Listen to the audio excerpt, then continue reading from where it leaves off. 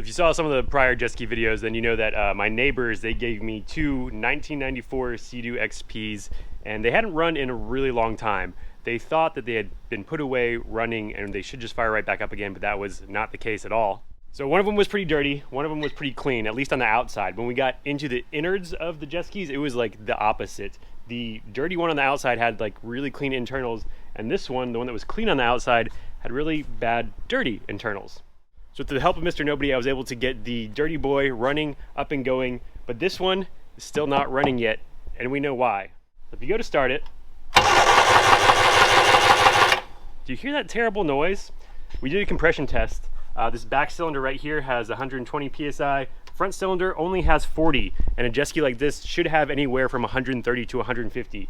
So something in this engine is wrong, and the ghost just closed that door. Ghost averted. Now, they do sell rebuild kits for these engines, and they range anywhere from like $250 to $700. And if I'm gonna do a rebuild, I'm gonna do it the right way this time, which whenever we rebuilt the carbs on the Dirty Boy, I bought like the cheap Amazon rebuild kit. Total waste of money. It had all the wrong size, like O-rings and gaskets, stuff like that. If it wasn't for Mr. Nobody and his box of parts, the Dirty Boy would not be running right now.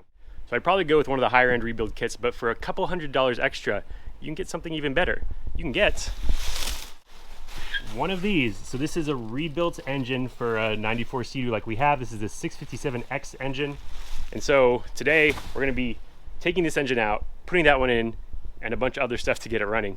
Thing is, we only have 2 days to do this. So my grandmother-in-law, she goes by the code name Mimi. It is her 91st birthday in 2 days. And so last year we celebrated her 90th birthday here, and all of Aaron's cousins and uncles and everybody, they came and they had such a good time. Everybody's coming back for the 91st. So on her 90th birthday, Mimi told me, I really want to ride a jet ski for my 91st birthday. Actually, she didn't tell me that. I'm just thinking, did I make up that conversation? But anyways, I want to have this jet ski running for when everybody descends on our house. So today we're going to start by trying to get this engine out. I already know how to take off the carb. I've done that like 10 times now. The exhaust has to come off. I think this stays on for now, but the jump pup is actually, I already took the jump pup off to make sure that was not one of the paths of restriction, keeping the engine from starting, so that's already off. Got to rebuild that too. And I'm just gonna get started because we don't have much time at all. I almost forgot. So ambitious goal of 2 days to completely rebuild a jet ski pretty much. If I fail to get that done, we have a very warm, a very terrible Bloody Mary pickle beer that I will be drinking. Not just yet though, and hopefully not at all. But let's get to work.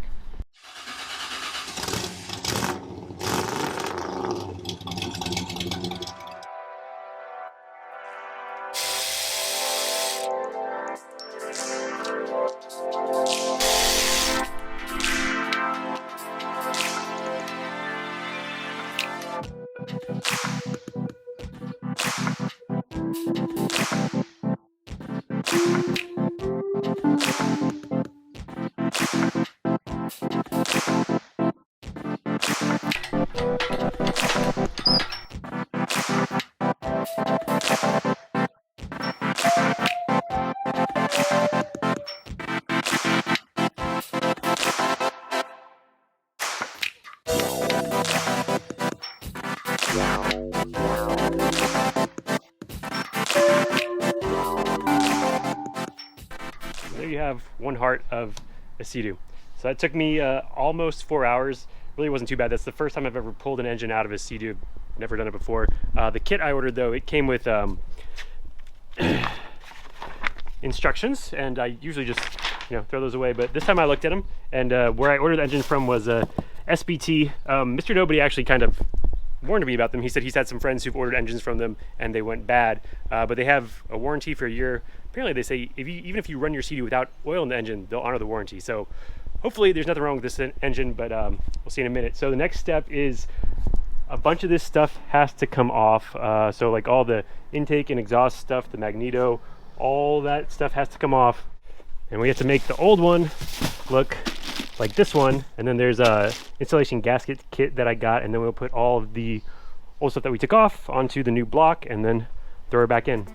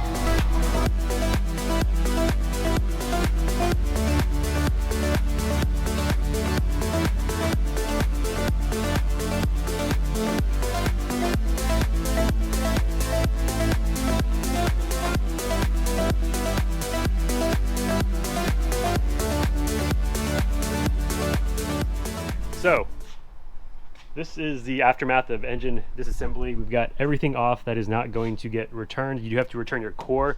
And that's actually one of the good things about SBT. Other places wanted you to send them your engine first, and then they would decide if they would send you a different one or rebuild yours.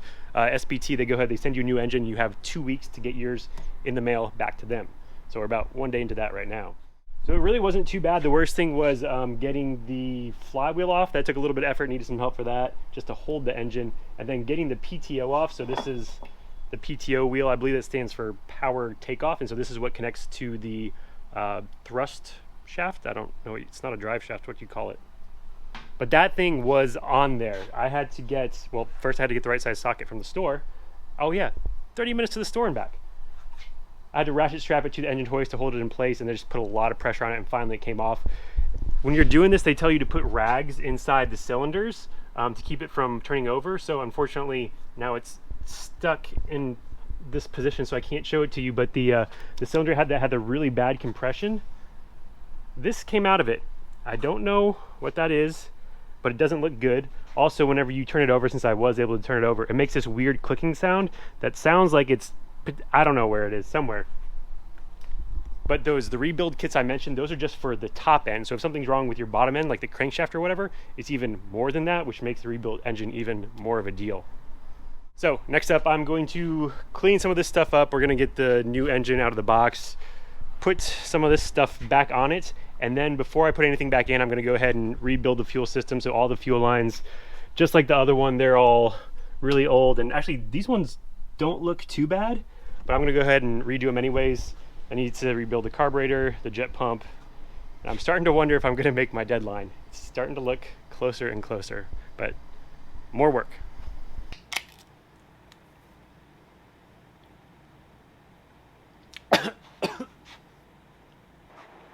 I'm not going to make my self-imposed arbitrary deadline, and now I have to drink this pickled beer. Oh, so bad. Let me show you why. So I was just over here getting ready to start cleaning things up, moving stuff over to the new motor, and look what we found inside of here. So right there is the crankshaft, and as you can see, there's a bunch of metal bits in there with the crankshaft. So that's not good. Don't know exactly what that is, but that was our problem. But our problem also created a problem. So if you see this right here, that's a piece of metal that got all chewed up and stuck right there. And the corresponding piece that butts up to that is right here.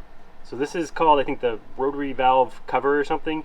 And the instructions say it should be free from defects. Maybe some minor scratches that you could sand out, but if you check this gouge right here, that's a result of all that metal. That's not a minor defect, that's a pretty significant defect. And also, this is the plate that kind of like rotates around in there. I guess it's called the rotary plate or something. And if you look at this, kind of hard to see, but it is bent. Like right where that metal deformed, we got a bend in our plate right there. So this is not going to seal off like it should. So I could probably just grind this down, maybe try and straighten this plate, throw everything back together and see if it worked. But I don't think I want to spend that much time putting an engine back together just to see if it'll work. So at minimum, we need a new rotary plate or whatever it's called. I need to do some asking around and see if this can be fixed, or we need to get a new one of these. Not really sure yet, but either way, we're not getting this done in another day. So it's not the end of this episode though. So I will take my pickled beer and drink my drink of shame, and I'll see you in about 3 seconds when the parts come in. You gotta count 1001. 1003. All right, good news. Mimi's birthday was a success, and she wasn't even that upset that this jet ski wasn't running. I know, I'm as surprised as you are, but she did make me promise to have it running by her 92nd birthday. So, I've got a whole year to do that, but I'd like to get this off my table here, so we're gonna get going with putting it back together. It did give us time for our part to come in, so we've got our new rotary valve cover, new rotary valve plate that is not bent. So, going to ashamedly follow the instructions. Put this guy back together. We'll get the engine back in there, and then we'll start. We got to rebuild the carb still, rebuild the jet pump, rebuild the fuel system. There's still a lot to do. I'm not sure there was any way I was getting this done in 1 day, but here we go.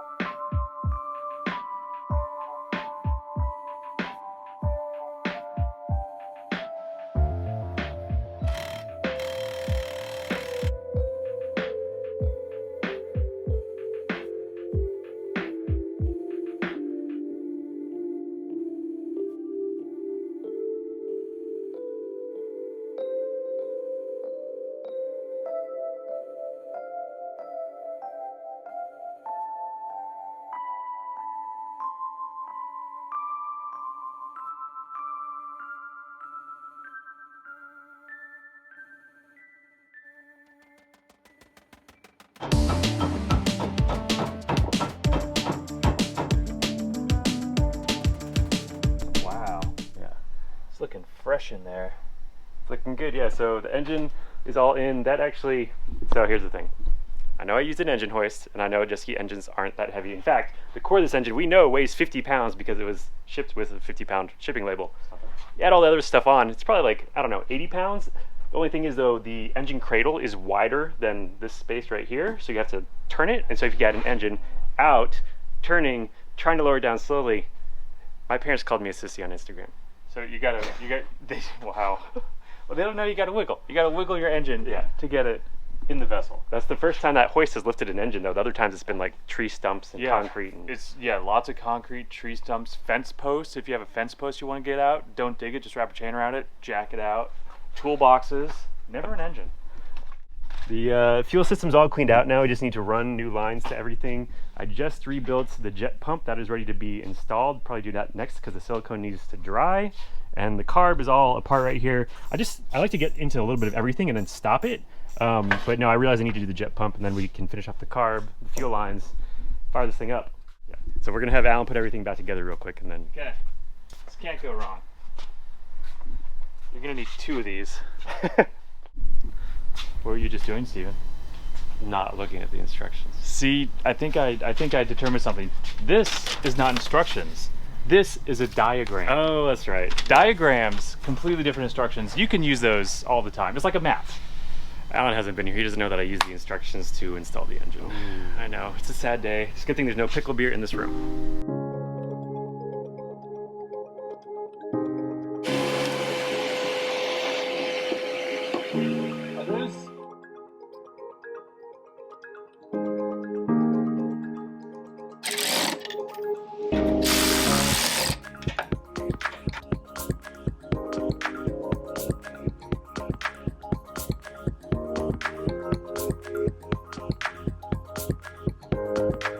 Okay, good news, bad news. As you can see, our carburetor is still in a bunch of pieces. That is because this carburetor had the same problem the other one did. One of the needle seats was too big. It was a 2.0 instead of a 1.5. And so I ordered new needle seats knowing that could be a problem. Thing is, they sent me the wrong size. We've got 1.2s, so we do not have everything we need to put the carburetor back together. However, we did finish the fuel system. Got the spark plugs in, we got the battery in. Theoretically, you don't need a carburetor. You just spray some carb cleaner in there, hit the start button, and this thing should fire up for like a second. I think before we do this, we should do a quick safety check. Garage door closed. Yep. Fire extinguisher not around. Other garage. Yeah. Solvent-soaked rags everywhere. Yeah. Okay. We're good. I did, so if there's not gas going into it, that means it's not getting lubrication because it's a 2-cycle oil. So we're going to put a little bit of oil down the intake manifold, which the engine break-in instructions say to do anyways. And I did oil up the rotary plate and the rotary housing as I was putting everything back together, so there should be plenty in there. The engine has oil. We're just going to see if it works. A little bit of the good stuff. It's almost out. I'm going to not stand by the exhaust.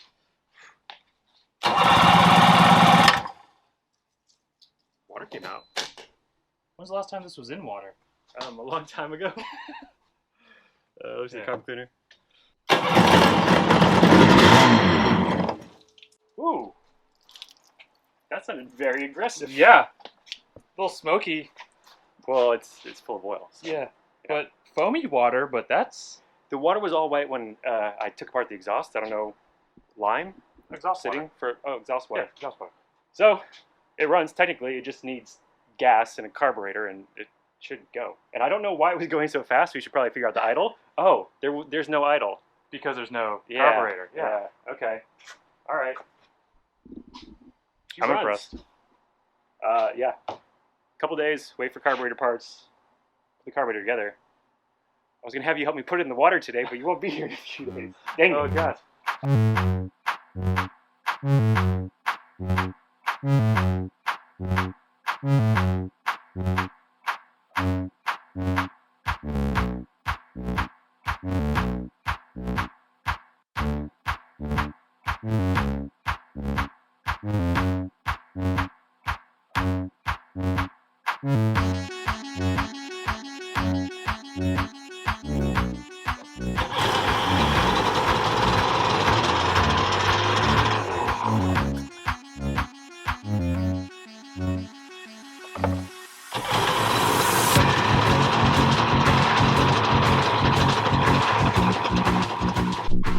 is ready to go. It's ready to hit the water. It is all back together.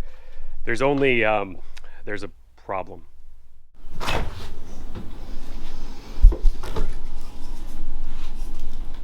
So if you remember, I built this jet ski launch ramp a few episodes ago so we don't have to go to the boat ramp and pay every time we put a jet ski in the water. We'll throw a jet ski on there, hook the winch to the side-by-side, and just lower it right into the water. The only problem is, not only did I miss Mimi's birthday, but I missed the water. So it's been this way probably for like 2 weeks now. I mean, it keeps going down more and more every day. You can see we've got the other jet skis on these rolly lift things there that my father lent me. The problem is though, to go down our homemade ramp here, it's gonna be a little bit harder. So Mr. Nobody, if you remember him, he helped with the first jet ski and gave me the knowledge I needed to do this jet ski. So thanks again to that guy. Don't forget to go subscribe to his channel. But he has a beach dolly that we've used before. He offered to bring that over, but I kind of think that's cheating. Like, this is my own fail. I need to drink my pickle beer, and I need to fix it myself. So my next thought was take those rolly beach dolly things, take the winches off of them, and lay those like one after another, and just kind of roll the thing into the water. And I might wind up doing that. We'll see how my other idea goes, because also a few episodes ago when I said most of life's problems can be solved with enough come-alongs, I also believe that most of life's problems can be solved with enough PVC pipe. So once upon a time, I put a 8-person hot tub through about a 3-foot fence opening on its side using a whole bunch of PVC pipe. And my plan is to do pretty much the same thing with the jet ski. Now, normally when you do this, you want to use like 4 or 6-inch PVC pipe, something that's big, that has a lot of surface to roll on. Only problem is I don't have any of that around. I've got some little PVC pipe, so we're gonna give that a shot, and worst case, we can just drag it across the PVC pipe and it should be fine, right? Now, with every pickled beer comes a silver lining. Well, not every pickled beer, but this one comes with a silver lining, because if you look closely, you'll notice I'm all out of pickled beer. This is IPAs. I don't know what that means. Do I need to go buy more pickled beer, or does that just mean I'll fail more in the future? I'm not sure, but for now, bread and butter. Still not good.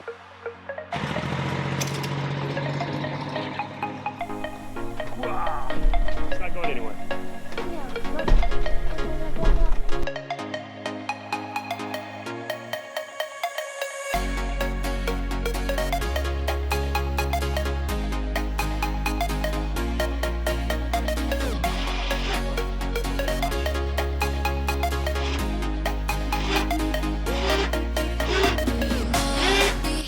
Hold it hard. Just hold the button instead of pressing it. No, other button, other button, other button, other button. Just hold it. Okay, look at it go.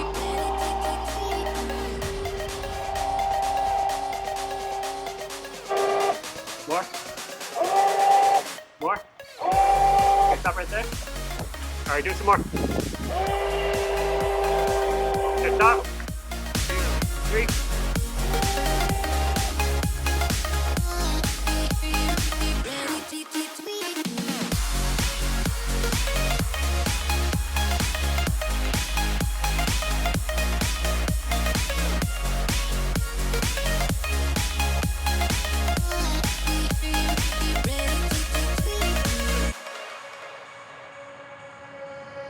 I was looking into darkness, something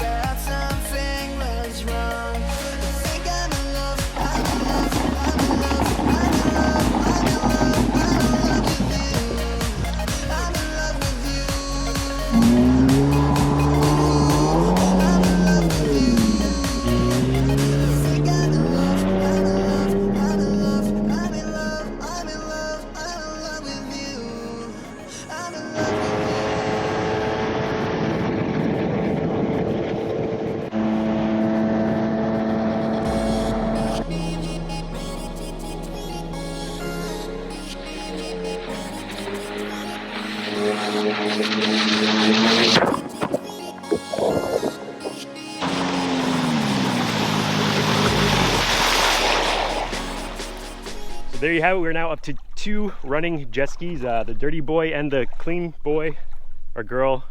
Do jet skis have genders? I don't know. But they are both up and running. Admittedly, one runs better than the other. So one of the carburetors still has something not quite right with it. Like if you take the good carburetor, you put it on either ski, runs like a champ. You take the bad carburetor and put it on, and it has trouble getting up to speed. Once you're at speed, it's fine there. It's just, I've literally taken it apart and cleaned it and rebuilt it like 10 times, but it's still, there's something wrong with it. So I may replace that in the future. I don't know. But also in the future, so now that we have them mechanically running, we're gonna go to the aesthetics department. So the dirty boy, obviously it has this seat that is bad. This is bad. Some of the graphics, I don't remember where exactly. Oh, we got that's what it is. The fiberglass needs to be repaired. So whenever I repair that, they actually sell on Amazon, they sell wraps for these jet skis. So we're going to wrap this jet ski in something interesting. And then over here on the clean one, this one's actually in really good condition. The seat's in good condition. I'm not going to change too much on this. We're just going to replace some worn out stuff like this, I don't know, foot padding material, whatever you call that, the buttons, mirror, little stuff like that. Otherwise, this one is going to stay looking pretty much like it is. So I was planning on doing that like right now, except now that we have no water and it's a chore to get the jet skis up there, that may just wait until the water comes back. So stay tuned for that. It'll be at some point in the future, maybe just not anytime soon. But until next time, just remember, if you spend, I don't know, like 2 months working on jet skis that are almost 30 years old, you can eventually get them to run. You can do it. So I'm gonna go for a ride. See y'all later. All right, so to celebrate Betty's 91st birthday, we need everybody's cooperation, okay? So if you are seated beside a window, if you could go ahead and lower those window shades, let's get it nice and dark in here. Perfect, okay? And now we're going to do her birthday lights. For her birthday lights, we need everybody to turn on their flight attendant call button. Beautiful. Look at this, Betty. Okay, and now I'm gonna let Kathy sing happy birthday to you because you do not want to hear me. I am not singing happy birthday. We are all singing happy birthday. 1, 2, 3. Happy birthday to you. Happy birthday to you, Betty. Happy birthday, dear Betty. Happy birthday to you. Okay, blow out the candles. Okay, blow them out. Let's blow out the candles. There's another jet skier right there. He's got speakers. Do I need speakers?